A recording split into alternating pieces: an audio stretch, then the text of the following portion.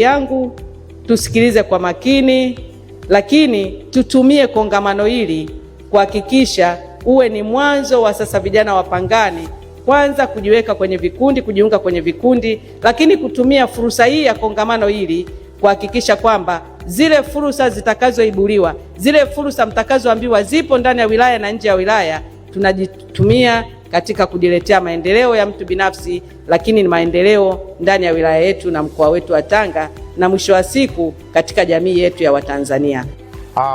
Nashukuru kwenye hili kongamano ambalo tumeletewa na serikali ya Jamhuri ya Muungano wa Tanzania. Kama vijana tumefaidika kwa kiasi kikubwa, na bado tuna mengi ambayo tunaendelea kuyapata katika kongamano hili. Hivyo basi tunaiomba serikali isitusahau kama vijana, kwa kuwa sisi vijana ndio taifa la kesho, lakini linaanza leo. Kupitia kongamano hili la vijana leo nimejifunza vitu mbalimbali, ikiwemo sana kwenye mada ya uzalendo. Ni mada ambayo imenigusa sana kwa sababu nafanya kazi za kizalendo, kazi za kujitolea. Huwa tunajitolea kwa shughuli mbalimbali, ikiwemo kufanya usafi hospitalini, kufanya usafi ofisi za vijiji, lakini pia kusapoti watoto ambao wanaishi katika mazingira magumu kwa kuwapatia vitu mbalimbali, ikiwemo uniform na madaftari na vitu kama hivyo ambavyo vinamsaidia mtoto kusoma shuleni. Namshukuru sana kushika kwenye kongamano hili la vijana. Nimekuja kujifunza vitu vingi kuhusiana na kilimo.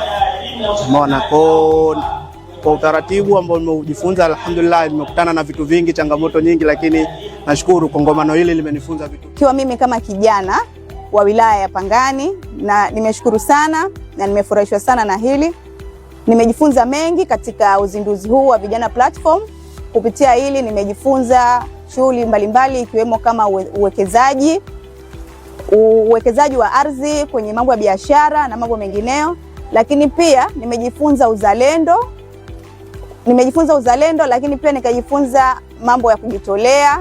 Kijana yoyote basi tujitolee katika mambo ya kujenga taifa letu. Kupitia kongamano hili la vijana nimejifunza vitu vingi, ikiwemo fursa ya kupata mkopo kutokana na biashara yangu na kazi zangu. Nimejifunza ni namna gani ya kuikuza biashara yangu na kuiongezea thamani kupitia halmashauri ya wilaya ya Pangani.